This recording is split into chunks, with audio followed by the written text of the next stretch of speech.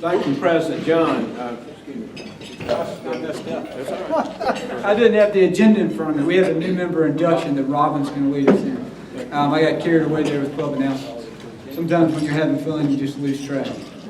But Robin is going to do our new member induction for Jerry Bray. Thank you, John. He is so organized. Now, he sends out an agenda, and it's just to the minute.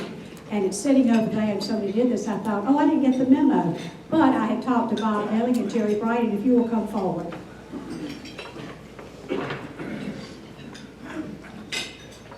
Our new member today, and if you all will turn and please face your fellow Rotarians. Our new member today that's being installed is Jerry Bright. Jerry is retired senior engineer with Scout Corporation. He is an Episcopalian, and his hobbies include, and when I received the list of his hobbies, I said to Bob, I cannot believe this man does all of this. And Bob's comment was, well, that's why his name is Bright. So he is involved in Carolina Bird Club, and I won't name them all, but Carolina Bird Club, Columbia Butterfly Association, a camera club. I mean, it goes on, and what I would like for all of you to do is to get to know him very well so that he can tell you about all the activities that he has here in retirement. I don't know how he has time for retirement. Just watch him and you'll learn. Okay. And his sponsor, of course, is Bob Milling. Bob, your opinion? And Jerry,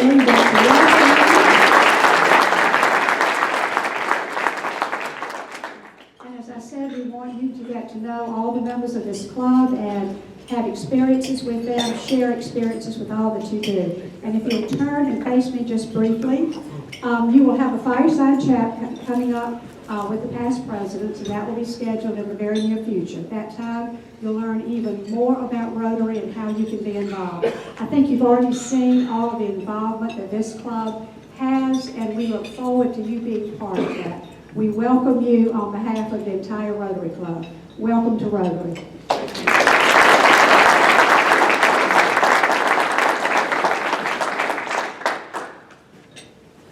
Thank you, Bob. Thank you, Jerry, for joining. Be a great member of our club. Hal, thank you for that reminder. That was my fault. Rusty, I'd like to call you up now to introduce our program. Thank you, President John, for the second time. I understand how things like that can happen, and it's a wonder it doesn't happen more than it does. But you have to be one of the most organized people I've ever seen.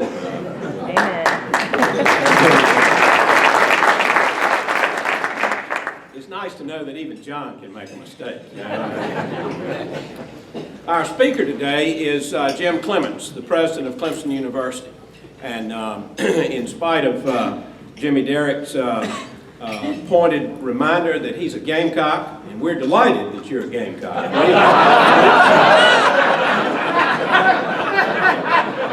We wouldn't have you.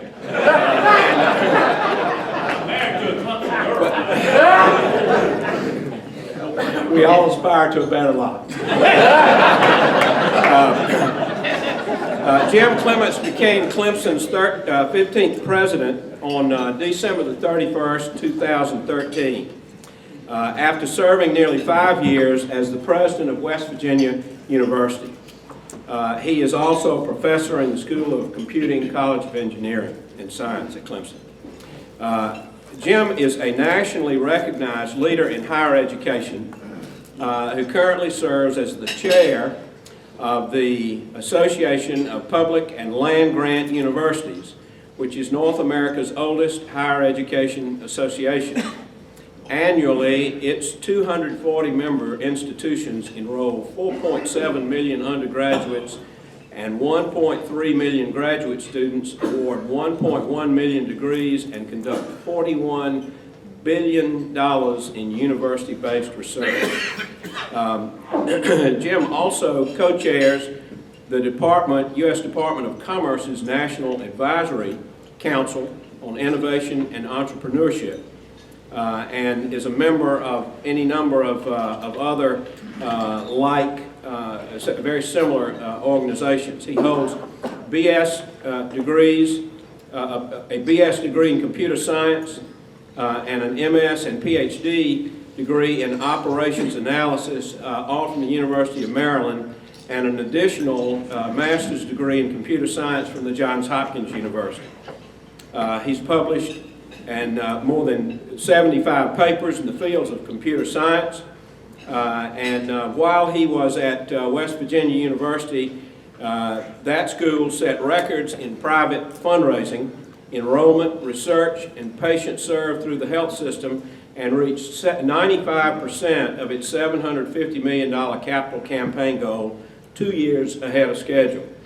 Prior to going to West Virginia, Jim was the provost and vice president for academic affairs at Towson University, which is the second largest university in the University of Maryland system. He and his wife Beth have 4 children, ages 14 to 22. He's a very engaging and driven individual, and it's my pleasure to present him to you at this time. Please welcome Jim Clements.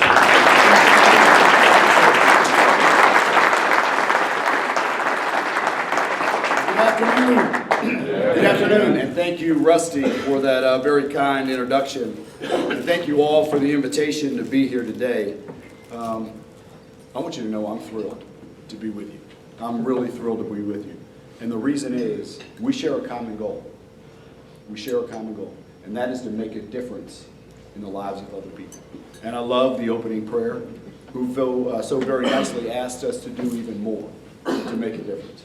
So I'm thrilled to be with a great group of people who really makes a difference in the lives of other people and makes that a priority. So I'm excited. Mr. President, I thank you and all of your members for the important work that you do for our communities right here, and I'm sure in other places around the state.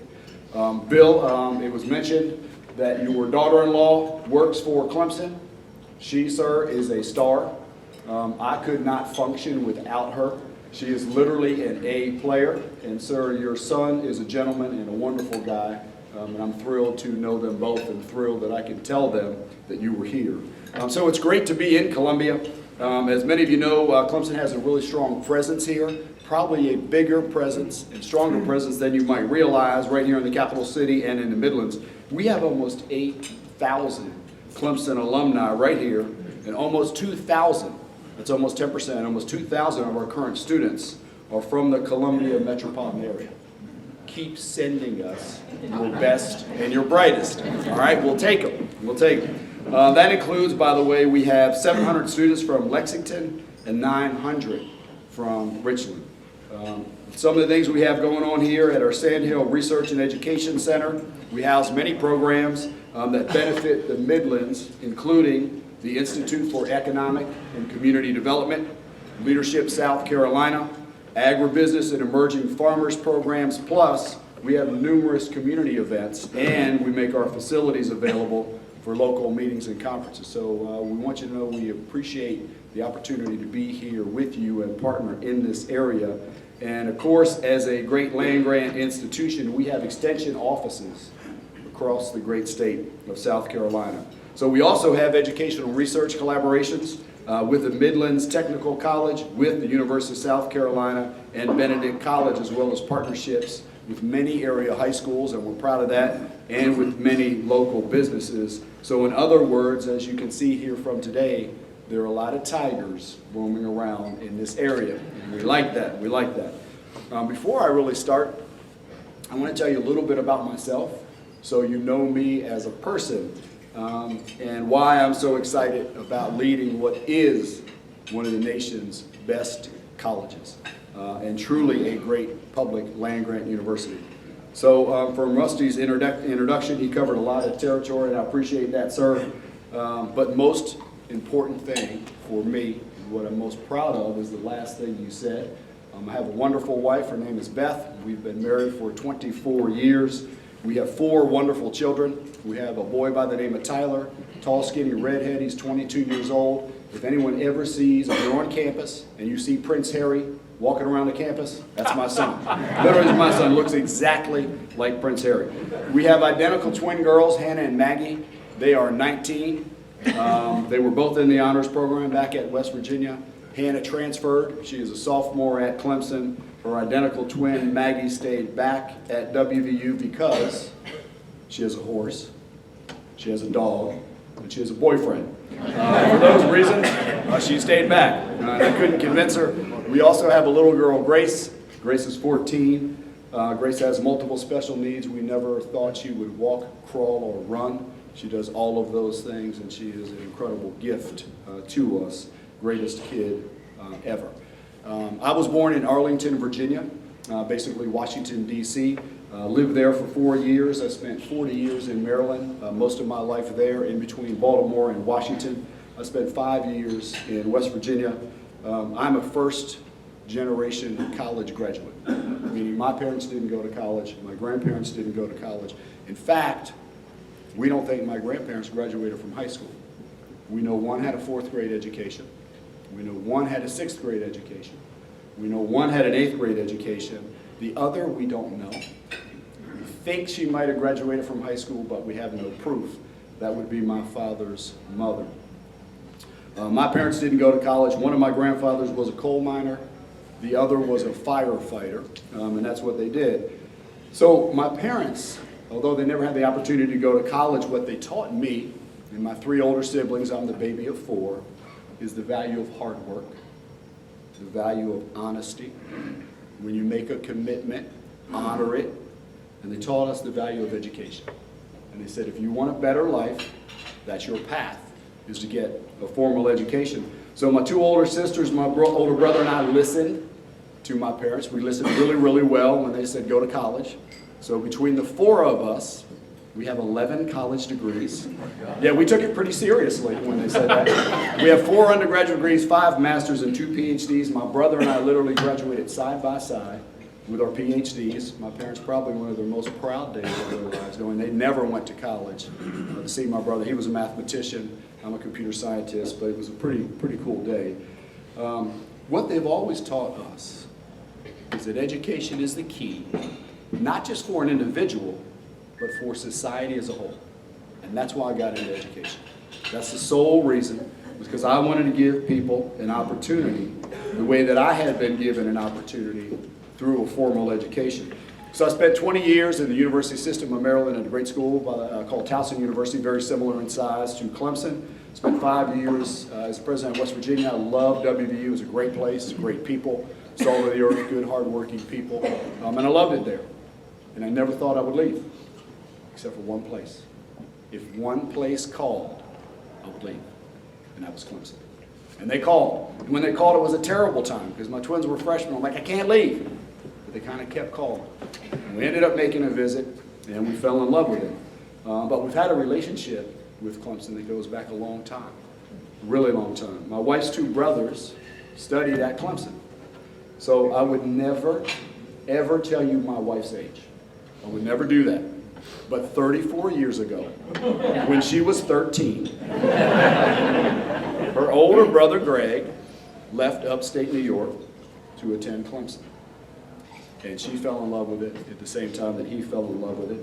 He's a 1984 graduate of Clemson, was a mechanical engineering major, was a fraternity Sigma Nu, was the first chair ever of our Spiro Institute board, if you know anything about the Spiro Institute. And he met his wife, Carol, at Clemson.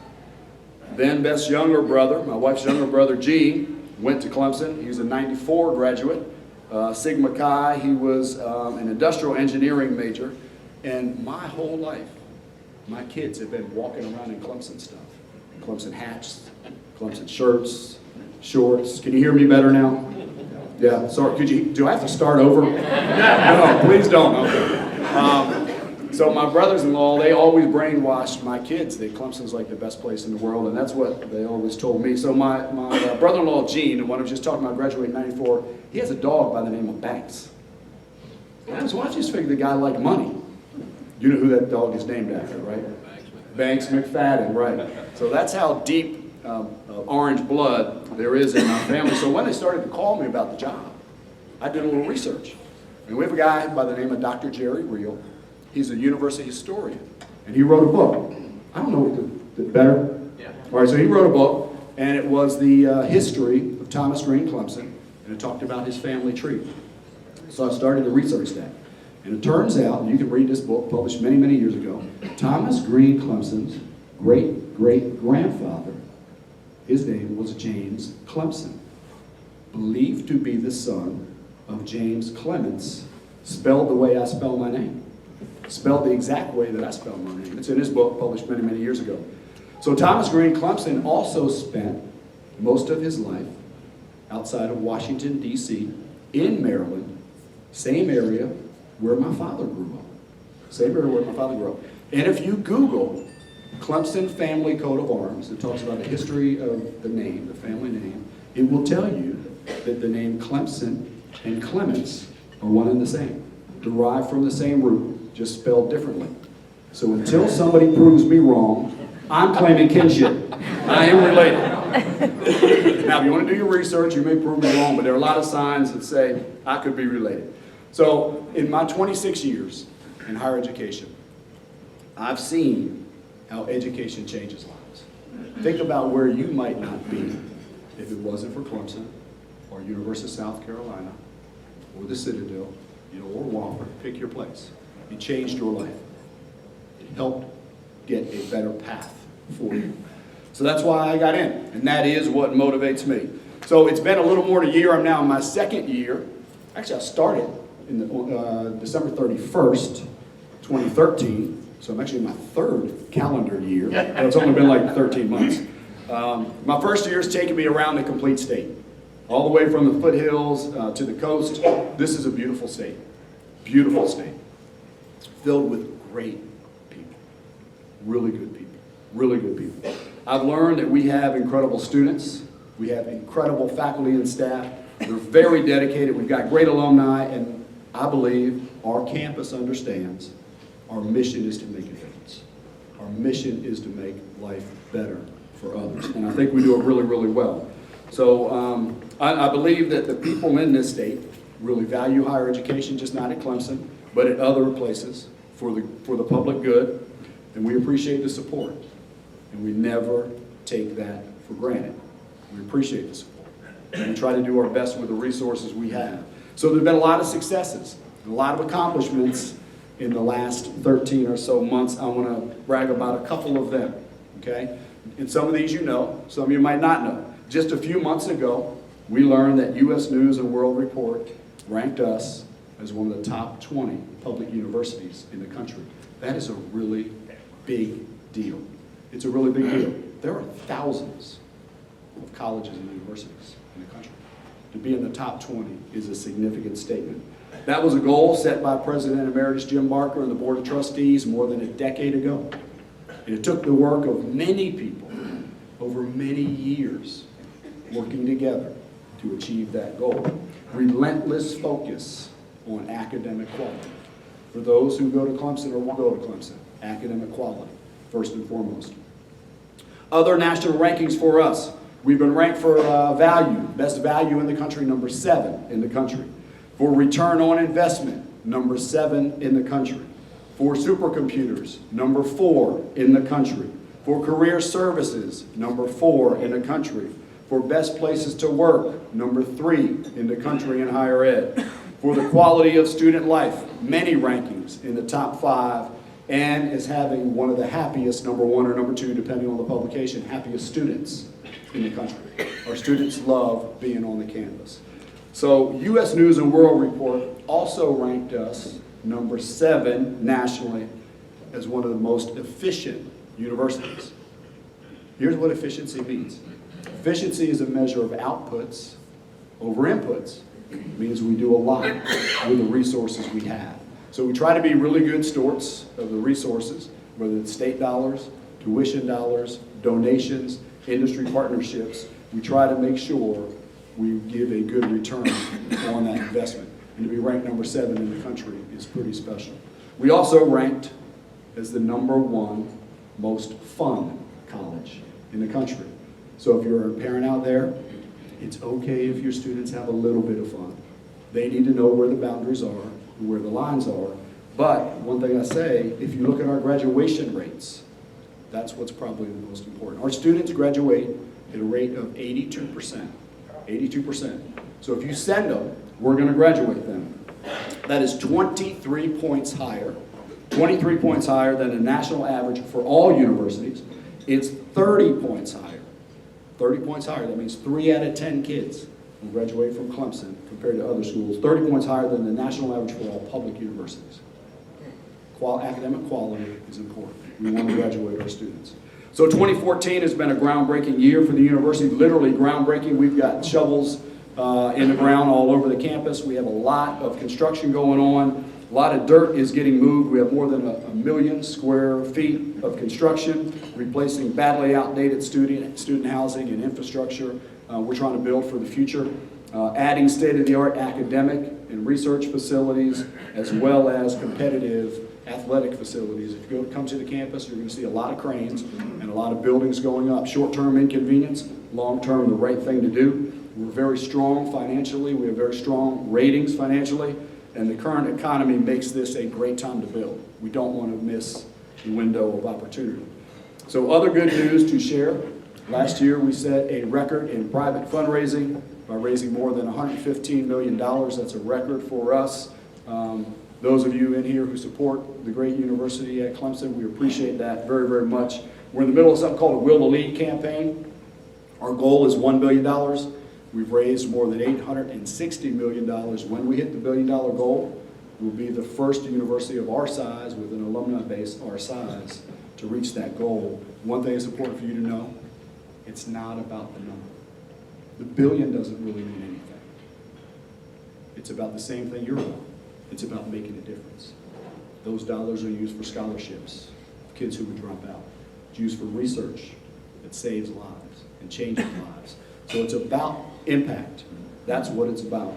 And we hope and think we're doing a good job with those resources. So for all of you who contribute, we thank you. We appreciate that very, very much. Just like this group, we're changing lives in a positive way.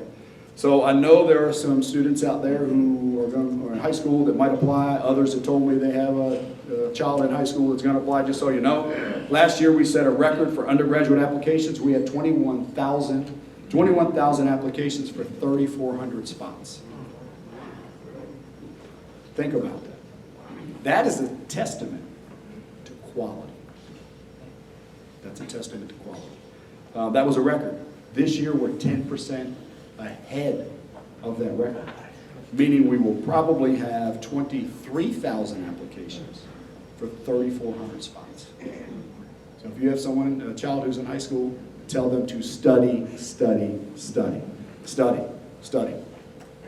56% of our incoming freshmen, 56% of our incoming freshmen are in the top 10% of their class, and we remain the #1 choice for the Palmetto Fellows, the brightest students in the state. By the way, from the athletic standpoint, it's been a very, very good year. My first assignment was in Miami last year for the Orange Bowl. Literally was my first assignment. Got a chance to talk to the team before the game, and as you know, we beat the Ohio State University. This year, I must add that we did beat the University of South Carolina, restoring order in the state.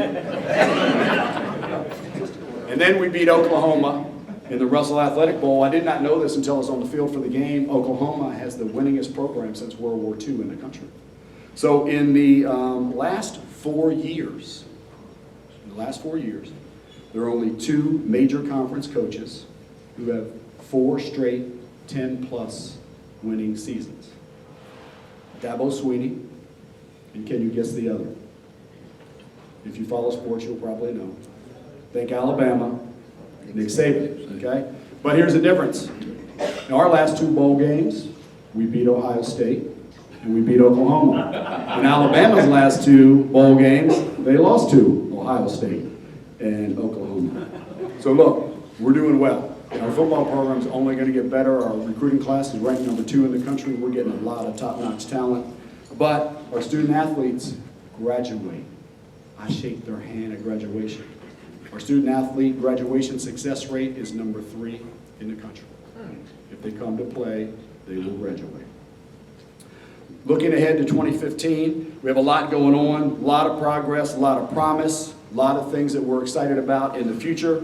Our graduates are extremely competitive in the job market. Those of you who hire our graduates, you know they're top-notch talent. They're also applying for top graduate schools across the country and doing well. We're looking at research to tackle some of the greatest challenges we face as a society, things related to energy, things related to the environment, information technology, healthcare, biomedicine, transportation, you name it. We've got great faculty members and staff doing really cool research. Public service is a priority for us, and it will remain that. Economic development and job creation, a priority for us, and it will remain. Innovation, a priority. Working with industries and trying to keep communities strong is a priority for us.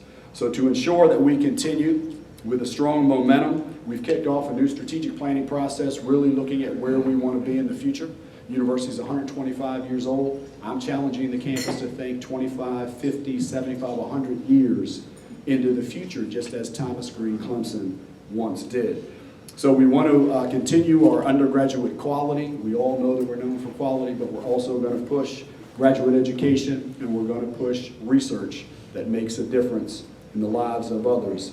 So it's all about having an impact, not just for one generation, but for many generations. That's our goal, many, many generations. And that is what Thomas Green Clemson did. So priorities for us, I've got a whole bunch of them. I'll rattle off three really quickly. First, we will continue to provide the highest possible academic quality in our educational programs. We are known for quality. That will continue. That also allows us to give you the best talent for your companies and for us to recruit and retain the top talent in the state. Never want our brightest students to leave, because if they leave, they might not come back. We want a place where they can go and they will stay.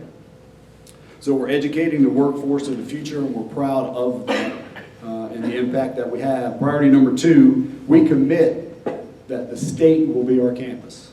We've never hidden behind walls. We want to be out in the communities and have a direct impact, and we've done that. So working directly with business, working directly with industry, working directly with your communities, we are actively engaged across the entire state, and as a land-grant university, that is what we should do. We will go to where the problems and the opportunities are. So third priority, we will continue to push to help with the state's economic development programs. If you look back to Thomas Green Clemson's will, if you look back to his will, he made this exact comment: I trust that, and I do not exaggerate, the importance of such an institution for developing the material resources of the state. We take that very, very seriously, and we've been doing that for 125 years. So let me close and wrap it up by saying we have tremendous strengths at Clemson, tremendous strengths. We are highly regarded nationally. I serve on a lot of national committees. When you mention Clemson, there's a lot of respect, a lot of high regard for our university. We have a reputation for quality education, for return on investment, for efficiency, for research excellence, and literally an unprecedented and unmatched student experience. And I think we will only get better over the next couple decades. I want you to keep sending us your best and brightest students. We'll do our best to get them in. We'll do our best to educate them and give them a good path for their life. So I want you to know here that Clemson University does care about Columbia. We care deeply about the Midlands. We're committed to being a great partner with your schools and with your business community. I thank you all again for what you're doing through this organization and your other organizations to make a difference in the lives of other people. Thank you for inviting me. God bless you, and go Tigers.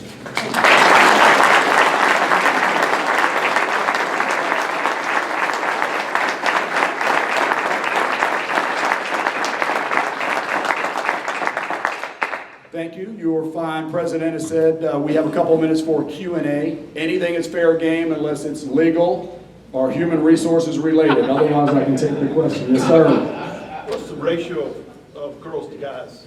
Kathy, ratio, male to female students at the campus. 2 of them. So, it's close to 50-50. Yeah.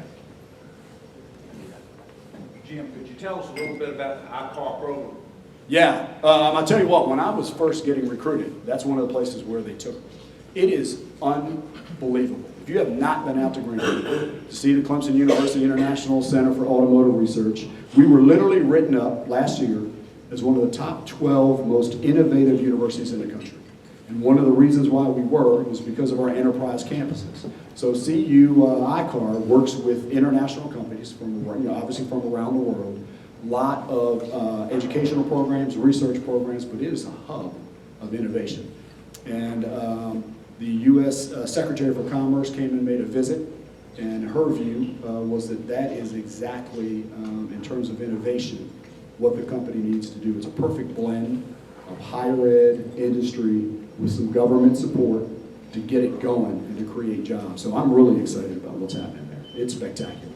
Yes? Similarly, could you talk to us about Curie? Yeah, and I'm heading down there Wednesday or Thursday. We're going to be breaking ground on a new graduate education center. The first time I walked into that facility, I couldn't believe it was part of Clemson. I mean, it is breathtaking.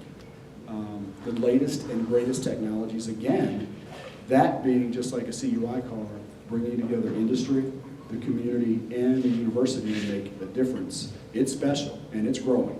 And as soon as we get some graduate programs up and running there, it's going to become even more special. I'm excited about it. In the back. Have you had any conversations with your staff about the possible impact of the proposal to give the community college education for free to everybody in the state? Yes, ma'am. I have, and I appreciate that question. You must be reading my mind because just this morning, I was on the phone with several members of my team talking exactly about what that would mean. Pros and cons. Is it achievable? How would it get done? What would the impact be? Just not on us, but on the state. And because of my national leadership in some organizations, I'm pretty versed on what's happening and what's proposed. There's going to be a lot of discussion about that, no doubt. I don't know what's going to happen or not, but the discussion is now on the table. So we're working through it from what's the impact on academic quality. What about the finances of it? There's a lot of, how's it impact research? Because we have a lot of undergraduate students involved in research, more so than at community colleges. So there's a lot to discuss surrounding that. I appreciate the question. In the back. Yes, sir. You mentioned there's 3,400 openings for freshmen out of what, 21,000 applications? Yes, sir. Do you have a figure on the breakdown last year of in-state versus out-of-state? Kathy? Always like having people around me that know more than I do. So Kathy, you might have that as well. Our in-state, out-of-state average is 65% in-state, about 35% out-of-state. It's been that way for over 20 years. We keep that as a constant. Yeah, I appreciate that, Kathy. I've heard numbers 70 and 30. Right. So in between 65 and 70% in-state, 30 to 35 out-of-state. Yes, sir. I understand there's some legislation, maybe public-private partnership legislation or something that's been trying to get passed. Yeah, it's called the Enterprise Act. Enterprise. And we've been pushing to get the Enterprise Act passed. We were pretty close last year. Legislative session starts tomorrow. And I'm very thankful for the support that we've received from the state. The state's been good to us. We got some programs funded last year. One of the things we're asking for is a little more flexibility. When I was in West Virginia, we did about $1 billion of projects during my 5 years there. But I only had to go to the state if it was over $15 billion, and I went to one committee once. So here, everyone's been really, really supportive, and they've been great. And they need to know what the projects are and why we want to do them. But we've asked for a little more flexibility while still holding us accountable for everything we do. And that's part of the enterprise legislation. Kim, Sonny White at Clements Technical College, Clemson graduate also. Good to see you, sir. Looking fine in the orange, and congratulations on a great career. Amen. You might let them know that you have well over, in the community college arena, well over 700 of your students come through the bridge from Tri-County already. Excellent, sir, and I appreciate that comment. Thankful for your leadership in education and all that you have done. We have 750.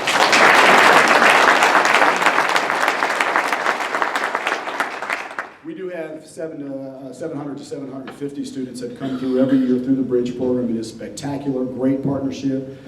This one with Tri-County Tech, one of our many partners in education throughout the state. But we're proud very much of that partnership. How much has the legislature cut your funding in the last 5 years? How much have they cut it? Yes, I'm going to ask for Kathy to answer that one again, and I'm going to use I've only been here 13 months. Statement.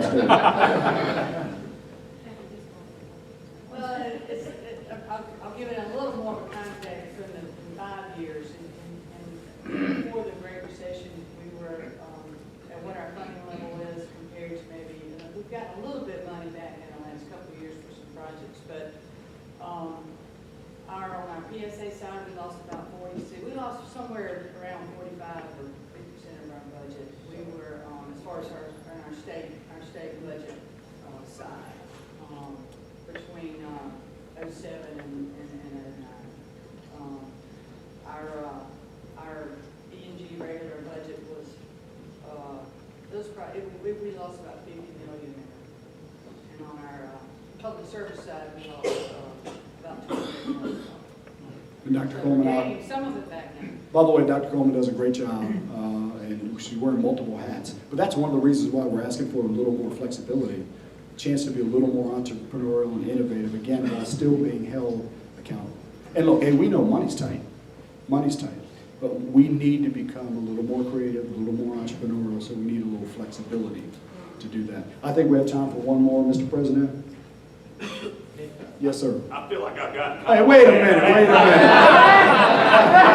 The question that I would have is, number one, I am married to a Clemson graduate, and I have Congratulations, daughters who sir. went to Clemson, and as a matter of fact, one of my daughters met her husband, who's the NFL All-Pro punter, Andy Lee with the 49ers at Tigertown Tavern. All right. So my question to you is, I happen to find myself before the Carolina Clemson game this year in Tigertown Tavern at 2 o'clock in the morning. You were there, sir. I was there. Have you ever been? I was.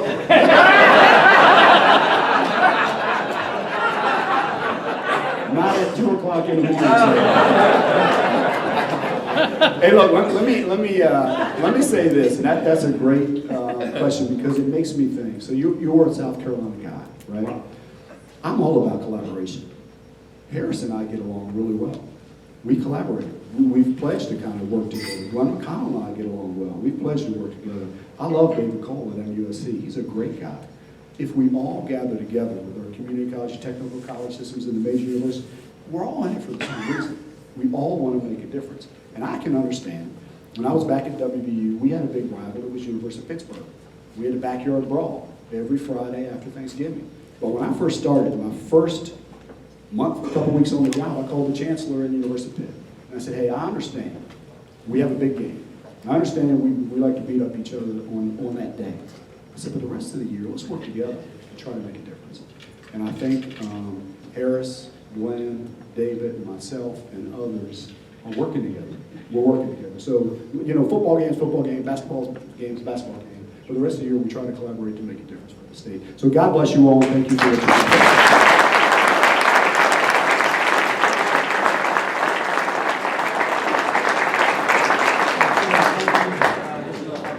Appreciation of your time today, coming down here to speak to us. And just a reminder to our club members, each year we reward out over $40,000 a year in college scholarships to deserving students from the Richland 1 area. So that's a great contribution our club makes. A lot of those students go on to Clemson. They stay here at USC. So just a reminder, we do that. We're going to be doing that through our LeaderCast event this year. Neil Coyle and his committee are gearing up to do their scholarship selection. So if you have any interest in partaking in that, you can contact Neil or Meredith. President-elect Mark, next week's program. Sure. Next week, we're not going to meet at all. We'll be off for the holiday, the Martin Luther King Jr. holiday, so enjoy that. And we'll meet on the 26th of January. We have Lindsay Leonard coming to speak to us. She's a representative from the Bowen Company. Thank you, Mark. So next week, we are not meeting, observing Martin Luther King, and we'll be back on January 26th. Jim will close us out.